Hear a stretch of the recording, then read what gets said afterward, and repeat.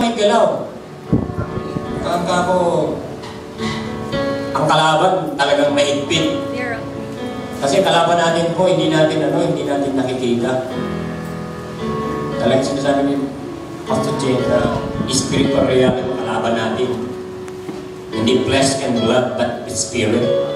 Kasi po, kaya po nagpunta kami sa Bataan para i-win po namin sana yung Boreros family. Marami po yung magkakapatid eh.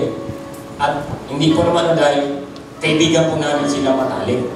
Ninang po yung isa pong anak niya, ninang ng anak ko si Jingjing. And then, suddenly na lang, sa umpisa pa lang nung nasa bus kami, sabi ko parang masamang pakiramdam ko. At kaya ganito, parang mag-blow ako, hindi pinipigil ko lang, nahiya ako kasi nasa bus ka, mag-blow. At then, wala naman kaming ano doon sa Bataan, bakit ganun? Dito ko talaga, hindi ko makikala. Lahat ko naman umirap in Jesus' name, in Jesus' name. At yun talaga ako. Pero hindi ako nagpatalo. Hindi ka sana ako ang ngayon dahil masama ako ka, pero I know God will heal me. Pinagaling ko ni Lord ngayon, talagang pinagaling ko ni Lord. Instant, hindi ako ng doktor. Ang ininom ko lang, dalawang perasong Colticin, yung 3350. Yan talaga, masakit eh. Sabi, tulog na lang ako ng tulog. Para ako na talaga nagsabat ako maghapon, tulog lang ako ng tulog. And then, praise God, dahil God is a miracle God. Na basta maniwala ka lang, magaganap. What you believe, it will be happen. At pantugtong pa doon sa iba. Kapatid, saglit lang ha. Siguro mga 15 minutes. Yung mga hindi pa po nakakarinig ng testimony ko, ite-testify ko lang kasi this is the first time that ever happened in my 57 years of life. Sabi po ni Ate Bel, nagpunta ng iba nung nakarinig ko, kaya wala kami rito.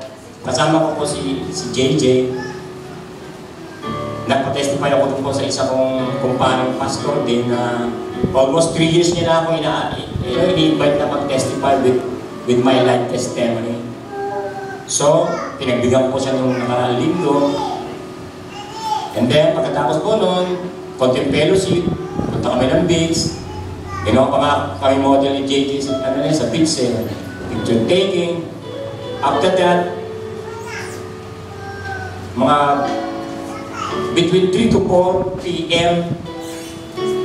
punta po kami ng Iba Public Market. Palengke po yun.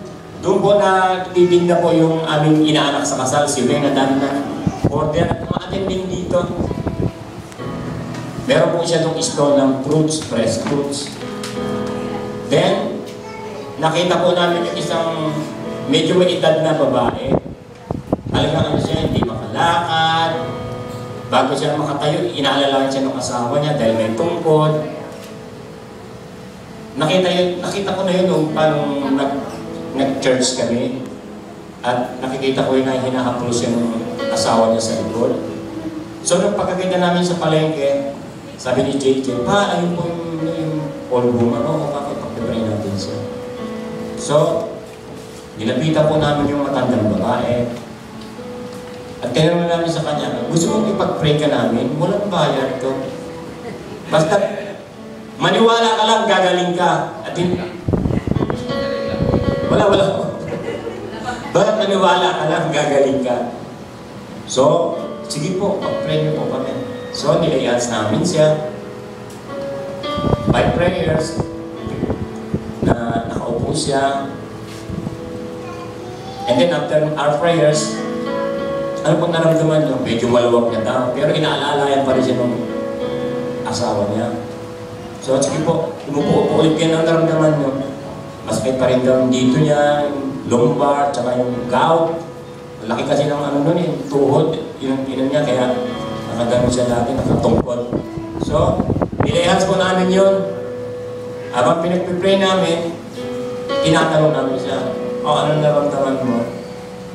Sige nga, tumayo ka. So, tumayo po siya. Alisin mo yung tungkod mo, inalis niya. Sige, maglakad ka na lang.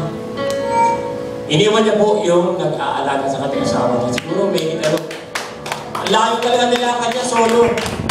Tapos, yung matanda naman na may, ano doon, may stall, sabi niya, ay, wow, pambira, pambira. Nakalakad na siya, nakalakad na, pambira naman yan. So sabi po namin sa kanya, Manang, hindi po pambihira yan. Karaniwan na lang yan, basta nananalig kayo sa Diyos. Karaniwan po yung nangyayari. So, sabi niya, ako yung meron rin akong pamangkin na may sakit. Sige po, dalhin nyo. So, dinala niya. Tinanong mo namin yung babae, gusto mo ipag-pray ka namin? O sige po, sige po. Pinag-pray namin siya. Yung babae, pangalan Ellen. Yung pala, dati siyang born again.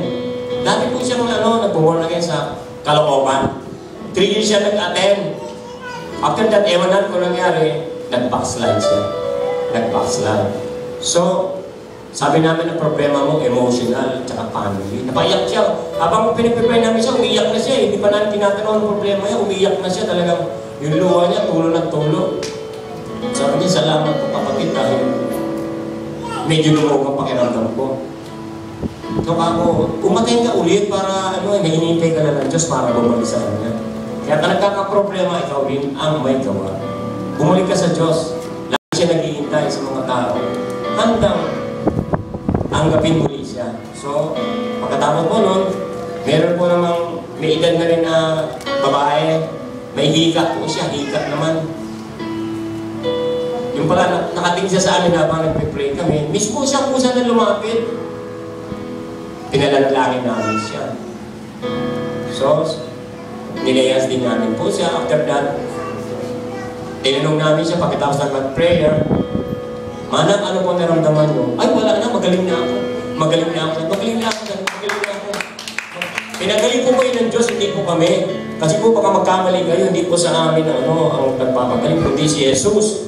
Si Jesus nagbuhay ng Diyos. Talaga po siya nagpapagaling. Ginagamit lang po ang mga taong nananampalataya sa Kanya. At saka po, ini-testify ko rin po, yung araw po yun, 8 kaluluwa ang nailapit namin sa Diyos. Walang bayad ka ako, walang bayad. No payment. No payment is, Kaya, God is good. Kayo po lahat yan. Kayo po mga kapatid na nakikinig, gagamitin po kayo. Basta, kung magpapagamit lang kayo, gagamitin kayo pag magpapagamit kayo. Pero kung dyan na kayo nakaupo, titigas po ang puwit nyo, uusok yan ang mesa at saka ang bangko.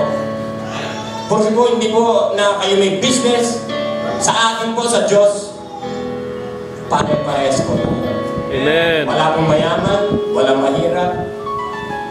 Kung gusto magpagamit, gagamitin kayo ni Lord. Amen. Basta sa puso nyo lamang. Salamat po, ang lahat po yan sa Diyos naman.